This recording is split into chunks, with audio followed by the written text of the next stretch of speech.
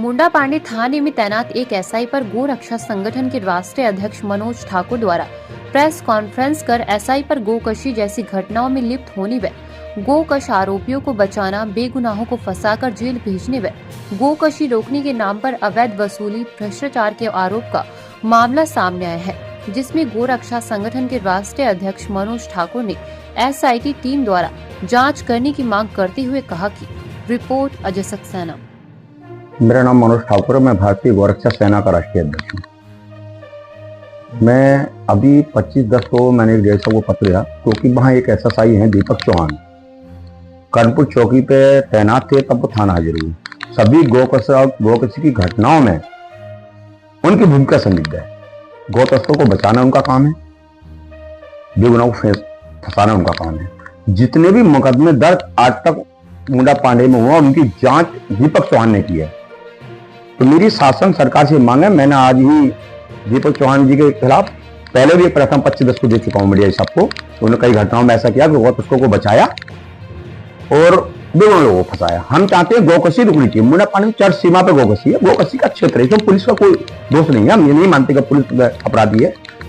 मुंडा पांडे के थाने की सारी पुलिस अच्छा काम कर रही है, रात और दिन एक मेहनत कर रही है, मुकदमे लिख रही है, उसको पकड़ रही है, गोली मार रही है। जब नाम आता दीपक चौहान किसी मुकदमे पर केस करते हैं, तो वो ढूंढते हैं कि गौरक्षा वालों को मुखबरी कौन कर रहा है, गौरक्षा वालों को चश्मा कौन कौन, उनको बेवजह फंसाया जाता है। अभी एक घटना भी 1 महीने पहले हुई, किसी अफजल नाम के व्यक्ति की पत्नी को गोली लगी है। उसमें कुछ समाजवादी के नेता हैं जिनसे दीपक चौहान का याराना है। आखिर मैं समझ नहीं पा रहा कि भाजपा की सरकार में और दीपक चौहान को इतना बड़ा, वो कहते हैं मुझे स्पेशल पोस्ट दिया गया। मैं तो कप्तान साहब से मांग करूंगा आपके माध्यम से कि दीपक चौहान को सस्पेंड कराया जाए तत्काल, क्योंकि हम आंदोलन करने के मूड में नहीं है। सरकार हमारी भी छवि खराब होगी, प्रशासन भी खराब होगी, और दीपक चौहान सरकार की और पुलिस की दोनों की छवि खराब कर रहे हैं। हमारे पास पुख्ता सबूत है। कोई हमसे अगर सबूत की बात करें तो point to point, date to date देंगे और जांच करा लें।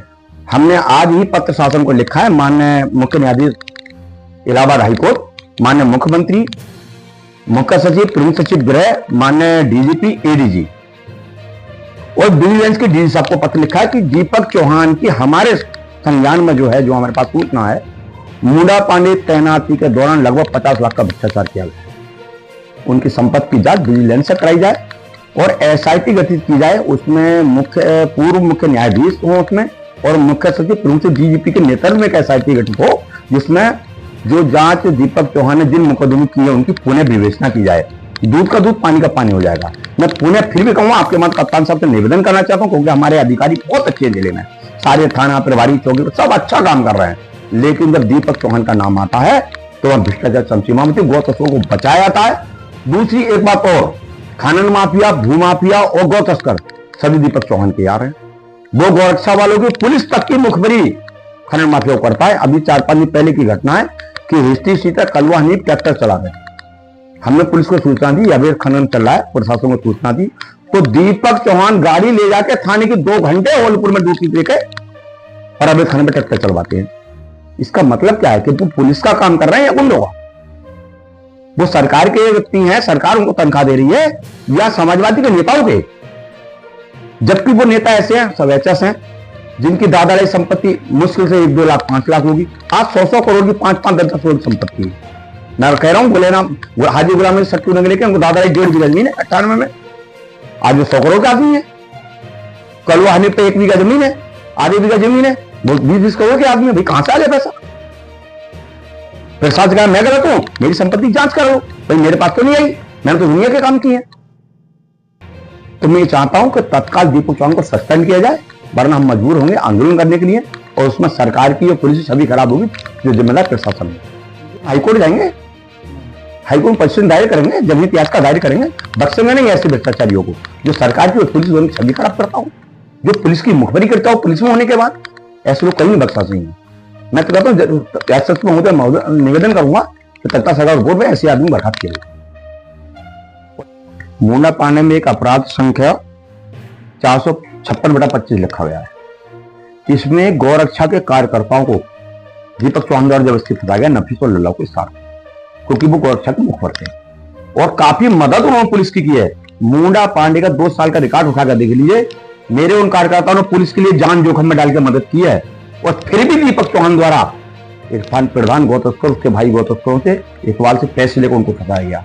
इतने पे भी दीपक चौहान का दिल नहीं भरता है, और 24 तारीख को सुबह 11 बजे लाओ लश्कर के साथ और अपने वहां के जो गौ तस्कर हैं उस्मान, शाह आलम, अब्दुल्ला, रशीद, इन सबके साथ नफीस के घर पर दिन के 11 बजे छापा मार देता है और वहां से लूटपाट करता है, मारपीट करता है, बुजुर्गों से बदतमीजी है। 15 साल की बच्ची नफीस की है, उसका नाम है सारा करके। उस नाबालिग बच्ची को गंदी गंदी भद्दी भद्दी गाली जो अश्लीलता में आती है, जो छेड़छाड़ में आती है महिलाओं के साथ और पोस्को एक्ट में आती है, उस सब बदतमीजी की, गाली गलौज की गई और उसके घर के दरवाजे विंडो तोड़ाया और वहां से सीटी कमरे की वाईफाई और डिवाइड भी लूट लाया। ये है मुंडा पांडे का एसएसआई दीपक चौहान। वो तो एसएसआई नहीं, वो पुलिस का कर्मी नहीं है, वो गुंडा है, अपराधी है, लुटेरा है, गौ तस्कर है, गौ हत्यारा है। उसके साथ मैं एसएसआई से पुनः निवेदन करूंगा कि तत्काल सस्पेंड करें, विभागीय जांच कराएं, उसकी संपत्ति की भी जांच कराएं। देखिए आज भी बड़ी मात्रा में गौ कृषि अवशेष मिले हैं कल्याणपुर बाईपास पर, कटघर थाना क्षेत्र के बॉर्डर पर, मुंडा पांडे बॉर्डर। इसके भी तार कहीं ना कहीं दीपक चौहान से जुड़े होंगे, क्योंकि दीपक चौहान हमारे खिलाफ नहीं, गौरक्षा कार्यकर्ताओं को नहीं फंसा रहा है, वो पुलिस का भी दुश्मन है। वो पुलिस की मुखबिरी गौ तस्करों को करता है, खनन माफिया को करता है और भू माफिया को करता है। जय हिंद, जय भारत, जय गौ माता।